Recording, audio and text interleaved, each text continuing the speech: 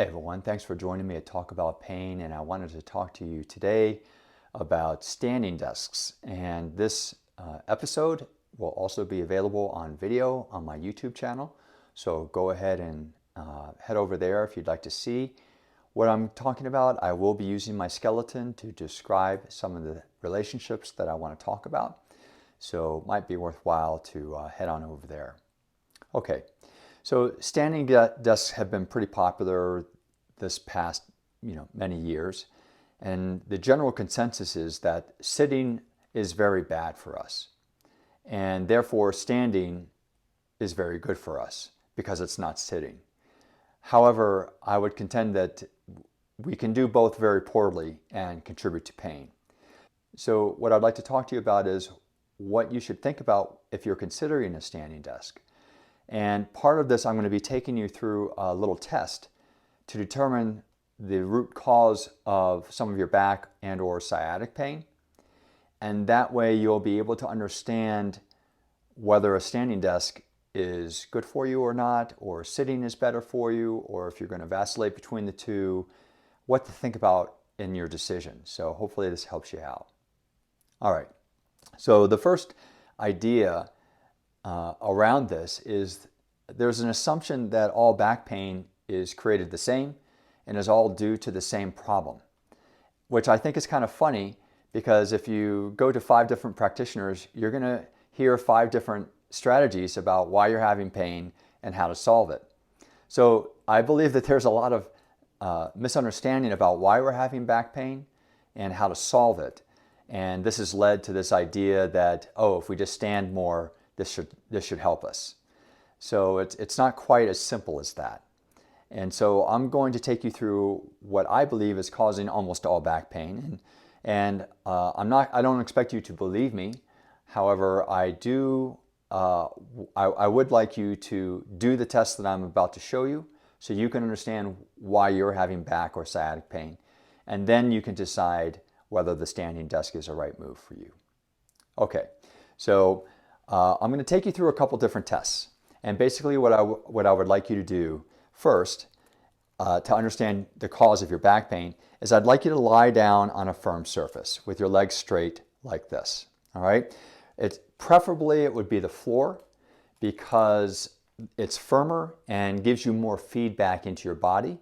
But if you have a hard time getting onto the floor and getting up from the floor, then by all means do this on a couch or on your bed or something like that. Okay, so I'd like you to stay here for about 30 seconds and feel what your back feels like in this position. Now, if you're on the floor, go ahead and take your hand and slide it underneath your low back and feel the distance between your back and the floor there. And I want you to notice whether your back feels comfortable in this position. Would you like to stay like this for a long period of time or not? All right, you've been there long enough. Now I'm going to ask you to just simply bend your knees so your feet are flat on the floor like this. All right? And if you don't feel a change in your back, go ahead and hug your knees to your chest and see how your back feels there. One of these two positions, either with legs straight out or with the knees bent, feels better for your back. And 99% of you watching or listening to this right now will say that having the knees bent feels better for your back in some way. It's just a matter of the degree of bending that you might need. Okay? So the next thing I want you to do then with our little test is now stand up and listen to maybe the next 3 to 5 minutes of this podcast, or if you're watching it, stand up and watch the podcast for the next 3 to 5 minutes. All right, I'm going to assume that everyone is standing, and we're going to talk about what happens when we're standing.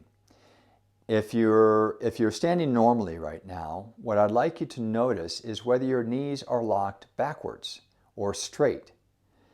And just don't change anything. Just notice right now. Okay, now what I'd like you to do is unlock the knees so they're slightly bent. It doesn't have to be a squat. It just needs to be an unlocking. All right?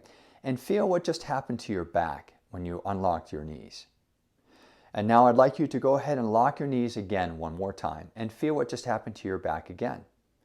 Most of you will notice that when you're locking your knees, your back is more arched. And when you unlock your knees, your back is less arched. Pretty simple. All right. So what are these tests showing us? Well, the first test is showing us that our back doesn't like it when our legs are straight. And you probably notice that when your legs are straight, your back is more arched off the floor. And when your knees are bent, your back feels better. And one of the reasons that's happening is because your back is flatter against the floor. Okay? And then, so that basic premise is that then your back pain feels worse if it's more arched and feels better if it's flatter. Basic information. The second test, we learned that if you're standing for anything more than a minute or two, you start to lock your knees straight. And then we found out that when you lock your knees straight, your back is more arched. And when you unlock your knees, your back is less arched. Okay? And therefore feels better when your knees are unlocked, because we learned on the floor that your back pain increases when your back is arched, which is what's happening when you're locking your knees. And it decreases that arch when your knees are unlocked. Pretty simple. Okay? This pattern is what I call an extension problem in my books and my programs. And basically it just means that you're having more pain because your back is either too arched or there are too many forces trying to pull your back into an arch. What are some of those forces? Well, almost all of those forces are coming from your legs. And that's why changing the leg position when you're lying on your back and also when you're standing makes a difference to the discomfort in your back, because all of these forces are derived from your legs. They're long lever arms that are acting on your pelvis and back, causing almost all your back and sciatic pain. Speaking of sciatic pain, usually sciatic pain is felt on one side of the body versus the other, and oftentimes back pain is felt on one side of the body rather than the other. So what's going on there? Well, this is due to something I call a side bending problem. And that means that one side of the pelvis is typically higher, and usually the same side of the rib cage is lower, which then creates compression on this side of the spine, as you can imagine, and would cause pain on this side of the back. This is also where the nerve roots are exiting to form the sciatic nerve. And so if you have more compression on that side, then you're having more nerve root compression as well, which will cause sciatic pain. There's also issues going on with the SI joint, which is also where nerve roots are exiting to form the sciatic nerve. And so when you can imagine if the pelvis is askew and the rib cage is askew, then we're going to have problems usually on that side where the pelvis is higher and the rib cage is lower. This is often misdiagnosed as a leg length problem. There's a difference in the length of your legs. No, typically that's not the case. What it is a compensation pattern. And typically this pattern is occurring because of some compensation for an older injury, usually on the same side. In about 80 to 90% of the cases, it seems, it's happening because of some old injury here. In about 10 to 20% of the cases, it's because of an old injury here from which you're compensating and overloading the opposite side, which can't handle the load any longer and then develops this pattern. Okay? This is what I call a side bending pattern. Makes sense. You look like you're side bending. Okay?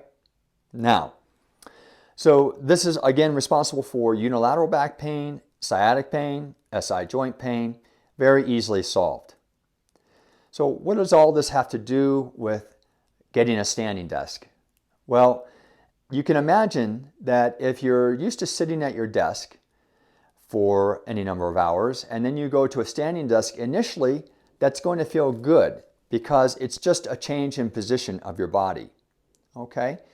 But you've just learned though that if you're standing for any length of time, your knees will start to lock and or you'll start to develop this side bending problem because of some old injury in one of your legs, which is then going to feed your sciatic pain.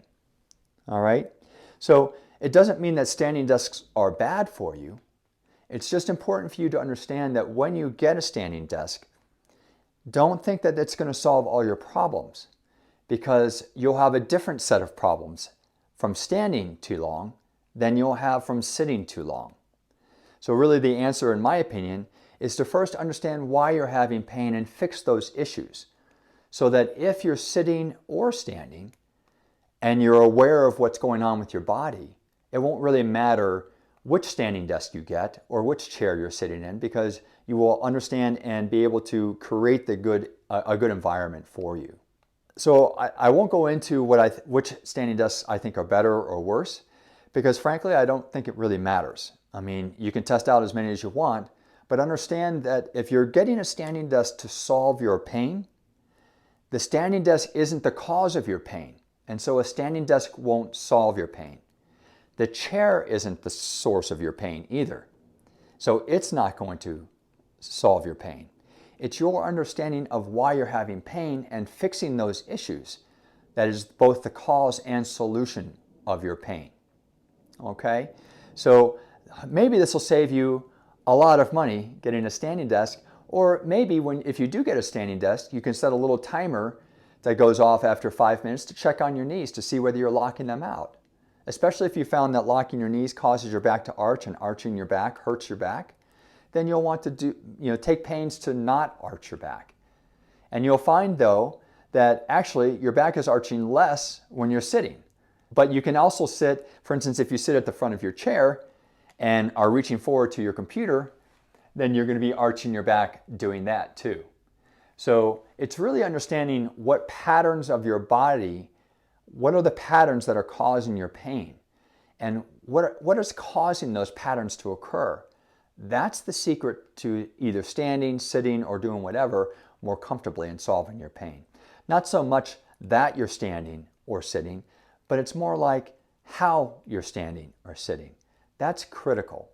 I've seen lots of people spend hundreds, if not thousands of dollars on these standing desks. And in theory, they're a great idea because most people have just been sitting and they think that the sitting is causing their pain. It is not causing their pain. It's how they're sitting that's causing their pain. And the same will go for your standing desk too. How you stand will also contribute to your pain based on this understanding of what I'm talking about here. Okay? So there's my take on standing desks and whether they're a good option for you. They can be or they can't be. It's really depending on you and your awareness of how you're doing things and how your body works. So I hope that helps, and have a great one.